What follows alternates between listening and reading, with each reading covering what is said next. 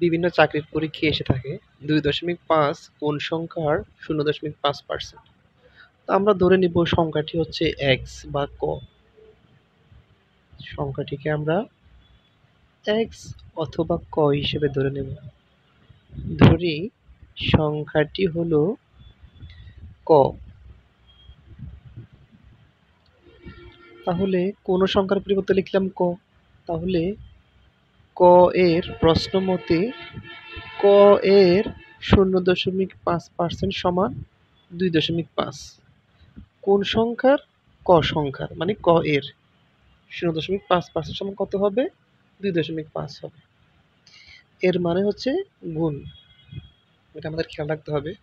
বা ক এর ০.৫%, পার্সেন্টটাকে পার্সেন্ট মানে হলো ১০০ দিয়ে ভাগ। তাহলে আমরা ১০০টাকে নিচে লিখব, ভাগ দিয়ে ১০০ লিখব, সমান ২.৫। আমরা বলেছি এর মানে হচ্ছে গুণ। ক দিয়ে যদি ০.৫কে আমরা গুণন করি তাহলে হবে ০.৫ ক। আর নিচের ১০০ ডিভাইডেড থাকবে, সমান ২.৫। এটা সবাই জানেন আশা করি। এরপর আমরা কার্তেশীয় গুণজ বা কোনাকুনি গুণ করব। ০.৫ ক দিয়ে গুণ করব। ২.৫ এর নিচের সংখ্যা ধরে নেব নিচে ১ আছে। আর ১০০ দিয়ে গুণ করব আমরা ২.৫ কে, অর্থাৎ কোনাকুনি গুণ। ০.৫ ক দিয়ে ১ কে গুণ করলে ০.৫ ক। আর ১০০ দিয়ে ২.৫ কে গুণন আকারে রেখে দেবো আমরা, যেহেতু দশমিক আছে আমাদের গুণন আকারে রেখে দিলেই পরবর্তীতে কাটাকাটি করতে, ক্যালকুলেশন করতে আমাদের সুবিধা হবে। আমাদের বের করতে হবে ক এর মান। সুতরাং ক সমান 0.5 এ পাশে গুণন আকারে আছে, সে পাশে গেলে ভাগ হয়ে যাবে, ভাগাকারে হয়ে যাবে। আমরা জানি ভাগাকারে হয়ে যাবে, আমাদের কাটাকাটি সহজ হবে। বা ক সমান দশমিক উঠিয়ে ফেলতে হবে।